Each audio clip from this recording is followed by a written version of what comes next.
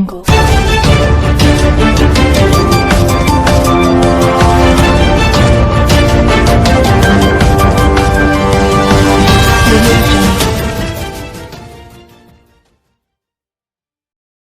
علیکم، Asia 41 news کے ساتھ میں ہوں آپ کی میزبان امنا عباس۔ خبر شامل کرتے ہیں شور کوٹ سے۔ ہمارے بیورو چیف رانا محمد شبیر کے مطابق انسپکٹر جنرل خالد محمود کی ہدایت پر national highways and motorway police کے آفیسران نے قومی شاہراہ پر ہیلمٹ اور سائیڈ شیشوں کے بغیر موٹر سائیکل چلانے والے موٹر سائیکل سواروں کے خلاف سخت قانونی کارروائی کا آغاز کر دیا۔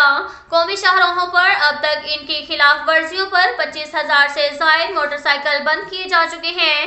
National highways and motorway police کے آفیسران روڈ سیفٹی شعور اجاگر کرنے کے ساتھ ساتھ بریفنگ سیشن کا انعقاد کر رہے ہیں۔ اس کے علاوہ تمام قومی شاہراہوں پر عوام میں ہیلمٹ اور سائیڈ شیشوں کے استعمال اور افادیت کے بارے میں مؤثر بریفنگ بھی دی جا رہی ہے۔ یہ اقدامات national highways and motorway police کی نو مور مہم کا ایک حصہ ہیں، جس میں جدید ٹیکنالوجی کو بروئے کار لاتے ہوئے ٹریفک قوانین پر سختی سے عمل درآمد کو یقینی بنایا گیا ہے۔ National highways and motorway police قومی شاہراہوں پر قانون کے یکساں نفاذ کے ساتھ ساتھ مسافروں کو محفوظ اور آرام دہ سفر کو یقینی بناتے ہوئے پاکستانی عوام کی خدمت کے لیے پرعزم ہیں۔ اب تک کے لیے اتنا ہی کافی ہے۔ ملتے ہیں اگلے بلیٹن میں، ہمارے ساتھ رہیے گا۔ اللہ حافظ۔